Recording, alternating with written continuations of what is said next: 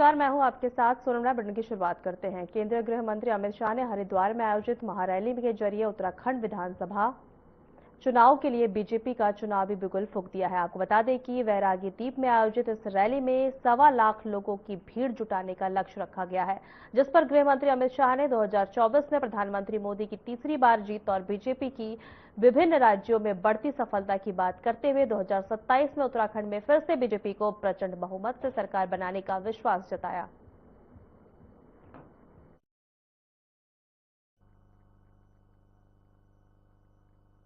(2024) के आम चुनाव में नरेंद्र मोदी जी तीसरी बार देश के प्रधानमंत्री बने, लगातार तीसरी बार, और 6 दशक के बाद ये घटना हो रही है। और फिर 24 में ही ओडिशा में पहली बार भाजपा का मुख्यमंत्री बना, हरियाणा में हमने हैट्रिक बनाई, महाराष्ट्र में हमने हैट्रिक बनाई, और फिर 25 दिल्ली में आप पार्टी का सुपड़ा साफ हो गया। बिहार में हमने 2/3 बहुमत से सरकार बनाई। केरल के त्रिवेंद्रम में पहली बार भाजपा का भगवा वहां पर लहराया। महाराष्ट्र में भी हमने विजय प्राप्त करी, और 26 में बंगाल और तमिलनाडु में भारतीय जनता पार्टी और एनडीए की सरकार बनने जा रही है। मगर 27 का उद्घाटन देवभूमि वालों आप लोगों को करना है। 27 में फिर से पूर्ण बहुमत की भारतीय जनता पार्टी की सरकार बनानी। मुझे बताओ भाई, 27 में प्रचंड बहुमत से भाजपा सरकार बनाओगे क्या? अरे जोर से बोलो, बनाओगे क्या?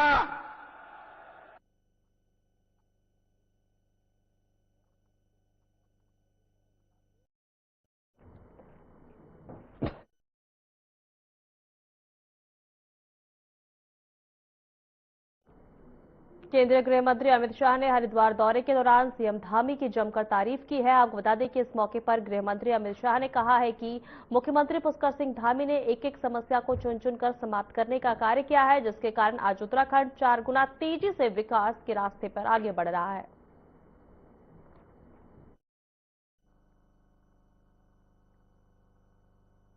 4 साल के अंदर मुख्यमंत्री धामी जी ने एक एक समस्या को चुन चुन कर समाप्त करने का एक रचनात्मक अभिगम लिया। इसके कारण उत्तराखंड आज विकास के रास्ते पर 2 दूनी रात चौगुनी गति से आगे बढ़ रहा है।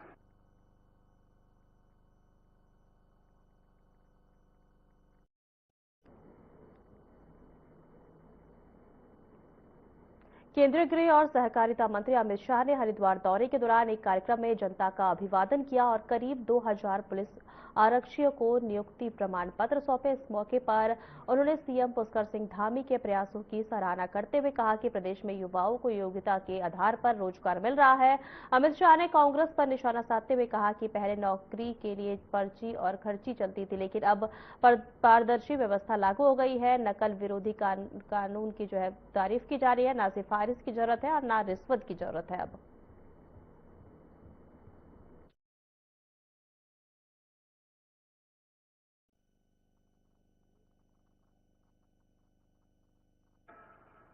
1900 युवाओं को पुलिस आरक्षियों का नौकरी मिल गया है। मैं सभी युवाओं को मन से पूछना चाहता हूं, अगर कांग्रेस की सरकार होती तो ये नौकरी आपको मिलती क्या? जरा जोर से बोलो, मिलती क्या? पर्ची भी चाहिए होती और खर्ची भी लगती, दोनों लगता। अब कोई सिफारिश की जरूरत नहीं, कोई रिश्वत नहीं देनी है। पहाड़ पर रहने वाला हमारी बूढ़ी मां का बेटा कोई सिफारिश के बगैर आज नौकरी प्राप्त कर कर अपने घर जा रहा है। इसी को शासन है। और यहां पर धामी जी ने जो नकल विरोधी कानून बनाया है, वो कानून ने एक प्रकार की पारदर्शिता रोजगारी क्षेत्र में लाई और इसके कारण ये संभव हो पाया।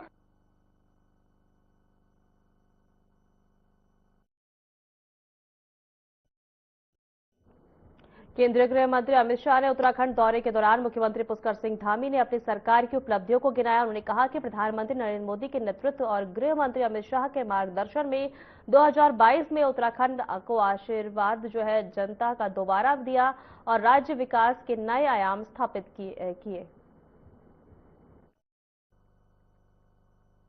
हमारा राज्य युवाओं को रोजगार देने के और अवसर उपलब्ध कराने में भी देश का अग्रणी राज्य बनकर उभरा है। ईज ऑफ डूइंग बिजनेस में उत्तराखंड को अचीवर्स स्टार्टअप रैंकिंग्स में लीडर्स की श्रेणी प्राप्त हुई है।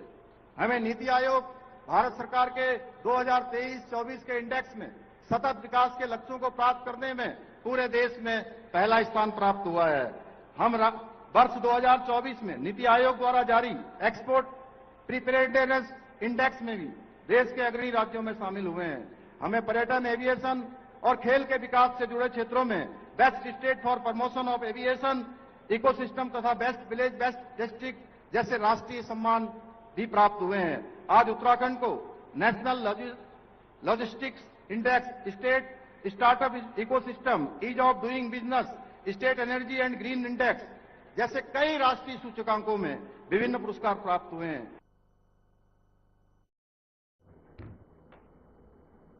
उत्तराखंड की ग्रीष्मकालीन राजधानी गैरसैंण में 9 मार्च से शुरू होने जा रहे विधानसभा बजट सत्र से पहले प्रदेश की सियासत गर्मा गई है, जिस पर विपक्ष दल कांग्रेस ने घोषणा की है कि वे सरकार को कई अहम मुद्दों पर घेरने का प्लान बना रही है।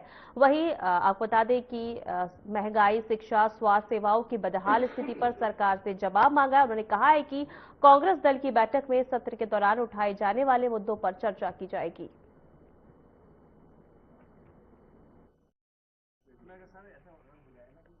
देखिए, हमारा रुख साफ है। हम सवाल के जवाब चाहते हैं। हम नियमों के अंतर्गत सरकार को से सवाल करेंगे, जवाब मांगेंगे नियमों के अंतर्गत। और भ्रष्टाचार एक बहुत बड़ा मुद्दा है। कानून व्यवस्था बिल्कुल खत्म है। अफसरशाही बेलगाम है और अपराधी में डर नहीं है।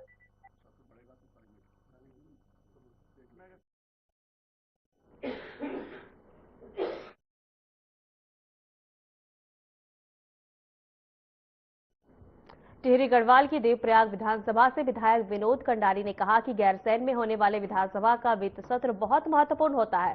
इस दौरान सभी विधायक अपने अपने क्षेत्रों में समस्याएं और मुद्दे सदन में उठाते हैं। उन्होंने कहा कि वह भी सत्र में शामिल होकर अपने क्षेत्र से जुड़े प्रमुख मुद्दों को सरकार के सामने रखेंगे। कंडारी ने बताया है कि सरकार राज्य हित को ध्यान में रखकर फैसले लेती है और जनप्रतिनिधियों की बातों को गंभीरता से काम किया जाता है। उन्होंने उम्मीद जताई है कि इस बार सत्र में विकास से जुड़े कई अहम विषयों पर चर्चा होगी।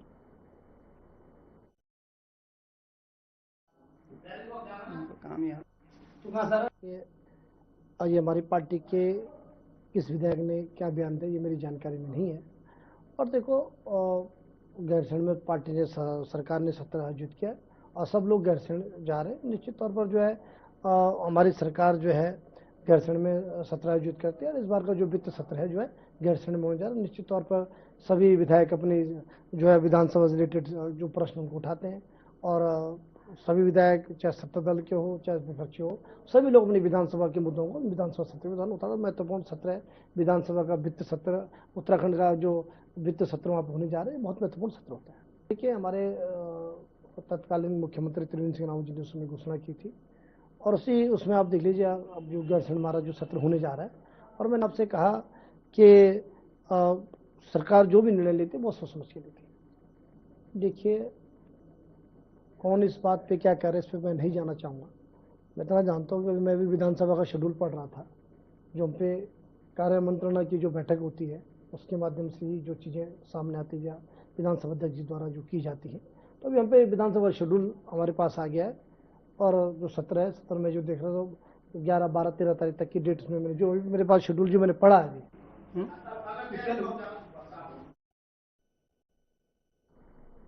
उत्तराखंड विधानसभा का बजट सत्र 9 मार्च से गैरसैंण में शुरू होकर 13 मार्च तक चलेगा। सत्र की अवधि बढ़ाने को लेकर विपक्ष लगातार मांग कर रहा है। इस पर बीजेपी ने पलटवार करते हुए कहा कि पहले तय अवधि के अनुसार सत्र को सुचारू रूप से चलने दिया जाए। बीजेपी प्रदेश प्रवक्ता हनी पाठक ने कहा कि जनता ने जनप्रतिनिधियों को अपने मुद्दे उठाने के लिए विधानसभा भेजा है, इसीलिए सदन में जनता से जुड़े सवाल उठने चाहिए। उन्होंने कहा कि अगर जरूरत पड़ी तो सत्र की अवधि बढ़ाने का भी विचार किया जा सकता है।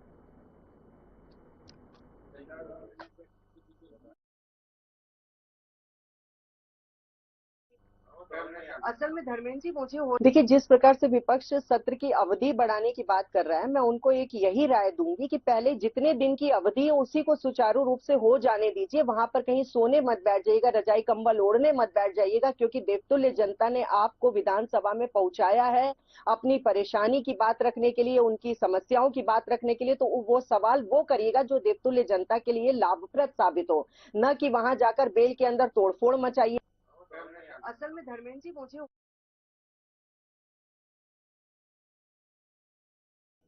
उत्तराखंड में 19 अप्रैल से शुरू होने वाली चारधाम यात्रा को लेकर श्रद्धालुओं में खास उत्साह देखा जा रहा है। यात्रा के ऑनलाइन रजिस्ट्रेशन शुरू होते ही पहले ही दिन 1.5 लाख से अधिक श्रद्धालुओं ने अपना पंजीकरण करा लिया। इस पर बीजेपी प्रदेश प्रवक्ता हनी पाठक ने कहा कि यह अपने आप में एक बड़ा रिकॉर्ड है। उन्होंने बताया कि सीएम पुष्कर सिंह धामी के नेतृत्व में यात्रा व्यवस्थाओं में कई सुधार किए गए हैं, जिससे श्रद्धालुओं का भरोसा बढ़ा है। बेहतर प्रबंधन और सुविधाओं के कारण प्रदेश भर में बड़ी संख्या में लोग चारधाम यात्रा के लिए आगे आ रहे हैं।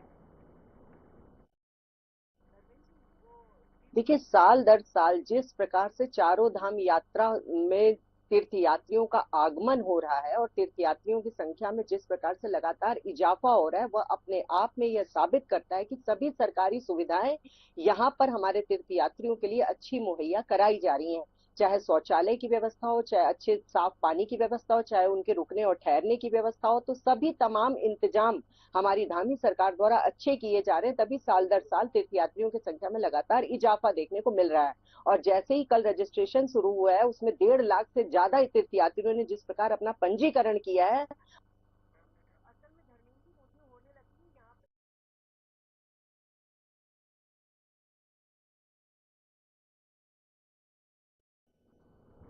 चारधाम यात्रा 2026 को लेकर तैयारियां तेज चल रही है। हेली शटल सेवाओं की टेंडर प्रक्रिया अब अंतिम चरण में पहुंच गई है। यूकाडा में सीईओ डॉक्टर आशीष चौहान ने बताया है कि हेली टिकटों की बुकिंग केवल आधिकारिक वेबसाइट के जरिए ऑनलाइन ही की जाएगी। यह व्यवस्था फर्जी एजेंटों और कालाबाजारी पर रोक लगाने के लिए लागू की गई है। यात्रियों की सुविधा के लिए यूकाडा की ओर से एक कंट्रोल रूम भी बनाया गया है। यहाँ टिकट बुकिंग की जुड़ी समस्या और शिकायतों का समाधान किया जाएगा। इस साल चारधाम यात्रा 19 अप्रैल से शुरू होगी और बड़ी संख्या में श्रद्धालुओं के आने की उम्मीद है।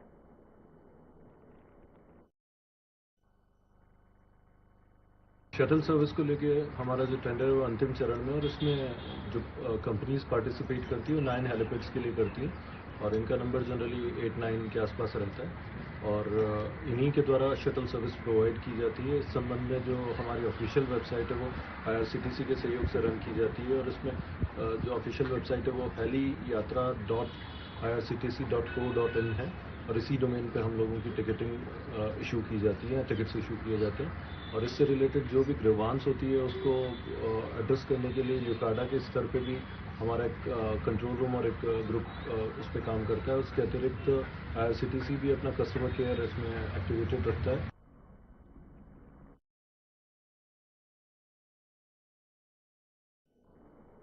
वक्त तो चला है फिर उस ब्रेक का।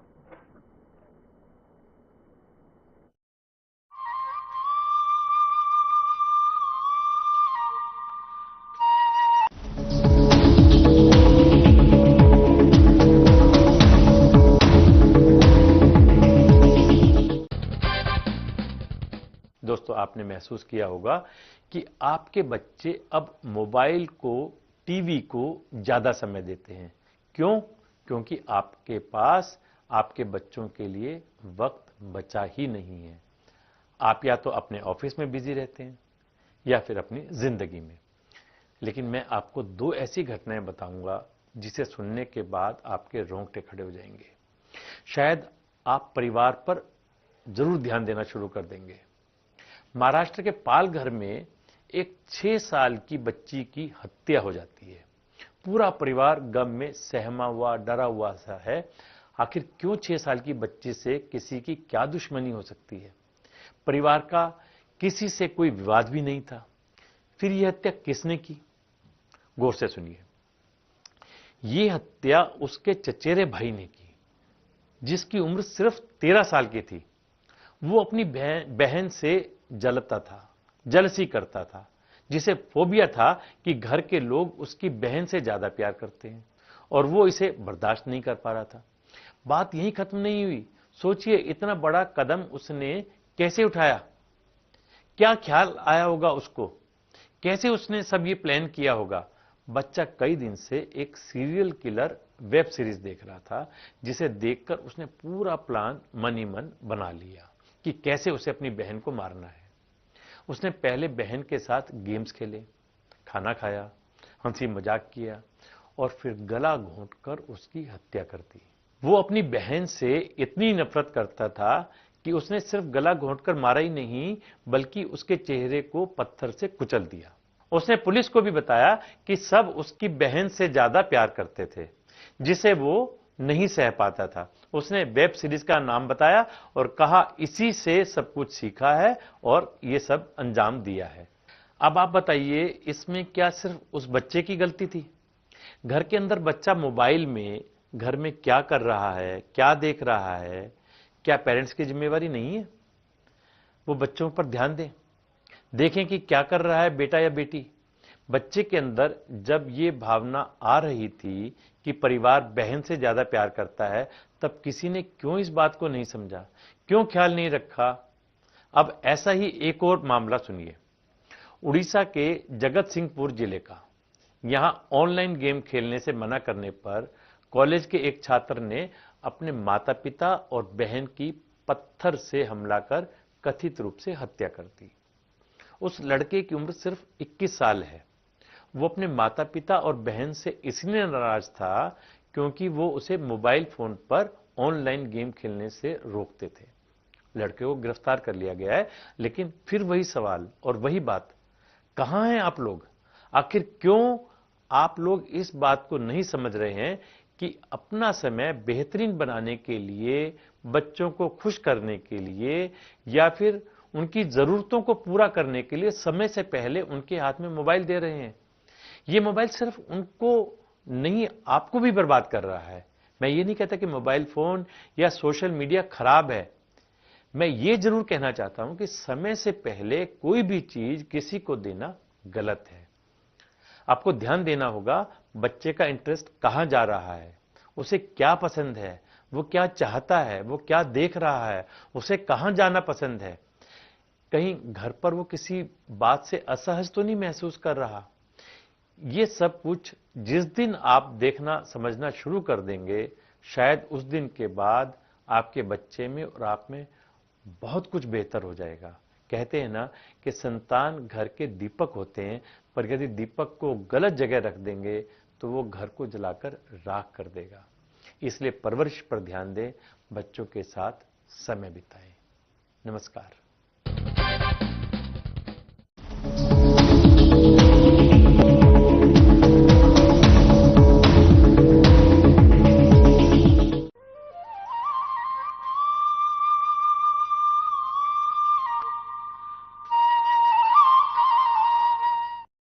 ब्रेक के बाद आपका स्वागत है। खबरों में आगे बढ़ते हैं। चारधाम यात्रा 2026 को लेकर तैयारियां तेज हो गई है। ऑनलाइन रजिस्ट्रेशन शुरू हो गए हैं। बसों की एडवांस बुकिंग भी तेजी से बढ़ रही है।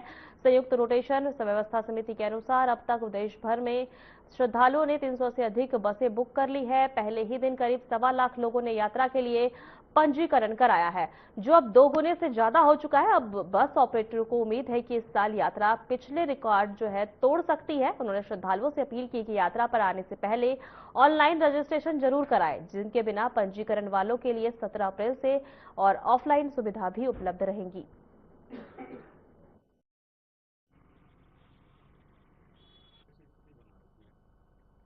200 से 300 बसों की बुकिंगें आ चुकी हैं और यात्रियों में उत्साह है। उसका एक मुख्य कारण यह है कि जो सरकार के द्वारा कहा गया है कि चारधाम यात्रा में जो भी श्रद्धालु आएंगे उन सभी के पंजीकरण होंगे, उन सबको चारधाम यात्रा में भेजा जाएगा। उससे यात्रियों में उत्साह का माहौल है और यात्री चारधाम यात्रा आना चाहते हैं। जो पिछले वर्षों में यात्रियों को जो रोका गया था रजिस्ट्रेशन के कारण, वो जो लोग रुक गए थे वो लोग भी इस बार यात्रा में आना चाह रहे हैं और यात्रियों में अत्यधिक उत्साह है इस बात से कि रजिस्ट्रेशन ओपन पॉलिसी पूर्व की भांति हो चुकी है। अगर सरकार इसमें सतत प्रक्रिया की तरह इसे चलाती रहती है, रजिस्ट्रेशन करती रहती है, तो इस बार अच्छी यात्रा होने की संपूर्ण संभावना है।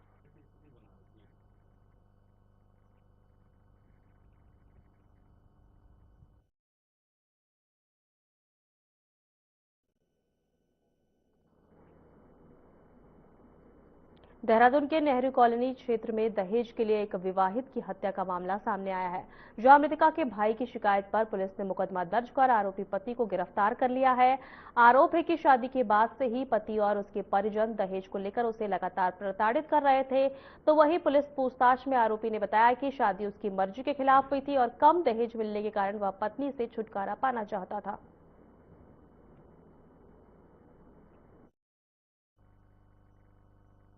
देखिए, कल सलमान आसिफ जो कि रुद्रप्रयाग से रहने वाले हैं, उनके द्वारा एक तहरीर थाने नेहरू कॉलोनी पर दी गई।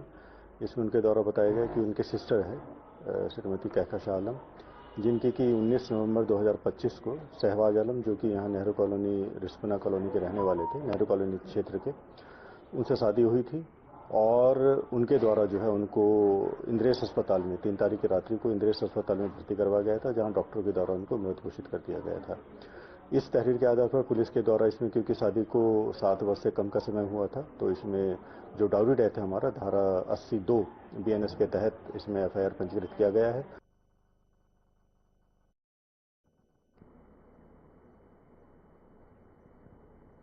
देहरादून के क्लेमेंट टाउन थाना क्षेत्र में प्रेम प्रसंग को लेकर एक चौंकाने वाली घटना सामने आई है, जहां आपसी विवाद के चलते प्रेमी और प्रेमिका ने एक दूसरे पर चाकू से हमला कर दिया है।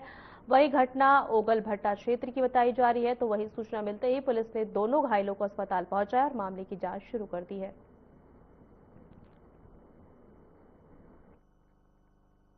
देखिए, आज कंट्रोल के द्वारा थाना क्लेमेंट टाउन पर सूचना प्राप्त हुई थी कि ओगल भट्टा क्षेत्र में एक युवक और युवती के द्वारा आपस में एक दूसरे पर चाकू से वार किया गया है। इस सूचना पर तत्काल पुलिस मौके पर पहुंची तो वहां जानकारी करने पर आया कि युवक और युवती आपस में प्रेमी और प्रेमिका थे। दोनों का प्रेम प्रसंग काफी समय से चल रहा था और दोनों एक निजी शिक्षण संस्थान में MCA फर्स्ट ईयर के छात्रा थे। और जानकारी करने पर पता चला कि युवती जो है किसी अन्य लड़के से प्रेम करने लगी थी, जिस कारण जो है प्रेमी खफा हो गया था और इस कारण एक दूसरे के ऊपर इनके द्वारा वार किए गए। पुलिस के द्वारा दोनों को अस्पताल में भर्ती करवा दिया गया है, जहां दोनों उपचाराधीन है। दोनों की हालत अब खतरे से बाहर है।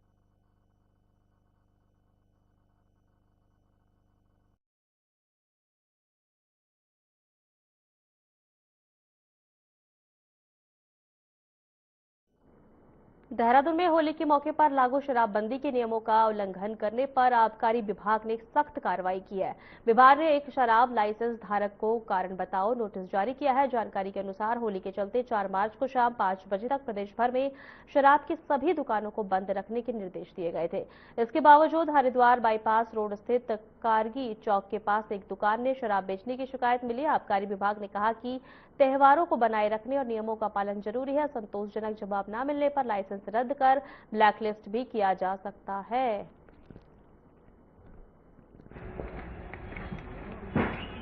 अच्छा, ये जो प्रकरण है, एक आपके ISBT के पास में बंदे बार लिया है एक वेडिंग पॉइंट के द्वारा। उसमें सेक्टर 1 के इंस्पेक्टर साहब के द्वारा रिपोर्ट आई है और उसके संज्ञान में आया है कि उन्होंने अपने वनडे बार में होली के दिन उस समय का उल्लेख गलत किया है और जो मदिरा क्रय किया गया उसमें भी स्पष्ट अभी सूचना नहीं आई है। उनको समय दिया गया 5 बजे तक का उनके बाद लिखित उद्देश्य प्रश्न आने के बाद ही। अच्छा, ये जो प्रकरण है एक आपके आईएसबीटी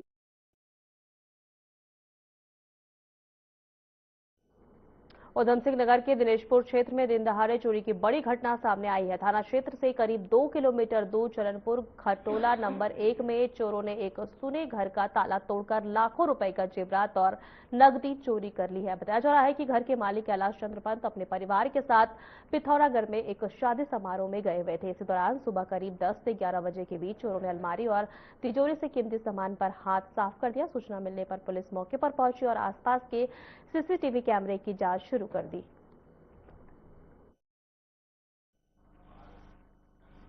चोरी ये 10 से 11 बजे के बीच का मामला है, जब मेरे पास फोन आया कि ऐसे यहाँ पे चोरी हो गई है। जब हम यहाँ पे आए हैं तो जिन औरतों ने उनको चोरों को भागते हुए भी देखा और अंदर आके देखा तो सारा सामान अस्त व्यस्त है। और जो ये कैलाश चंद्र पंत जी का आवास है और वो सुबह ही आज पहाड़ पिथौरागढ़ को गए हुए हैं और ये उनके रिश्तेदार हैं और इनके भी 30-40 हजार रुपए जो है कैश जो पैसा था इनका वो उन्होंने चोरी कर लिया है। बाकी जो नुकसान जो है वो पंत जी जब तक आएंगे और फिर बताएंगे तभी पता चल पाएगा। बेटा मैं सुबह मतलब मैं नहा धो के और 10 बजे मैं यहाँ से चंदनगढ़ गया। वहाँ किसी की डेथ हो गई थी। मैंने कहा जरा मैं जल्दी आ जाऊँगा। मैंने कहा उनके मुँह के सामने हुआ था हूँ मैं, ये हमारी रीत में है ना, इसलिए मैं वहाँ गया। उसके बाद थोड़ी देर वहाँ बैठा, फिर मैं बैठा तो उतने में पंडित जी का फोन आ गया कि वहाँ पे ये हो गई। फिर लड़के को कहा मैंने, बाइक मेरा बेटा वहाँ जब करके आया दिन दहाड़े में चल तो लड़का मुझे बाइक में लेके यहाँ ला रहा है। यहाँ देखूं तो ये ताला तोड़ के ये फसर बसर कर रखी है। मकान में कितने लोग रहते थे? अभी मैं अकेला रहता था। आई थे वो पहाड़ गए हैं ना, आज ही गए सुबह।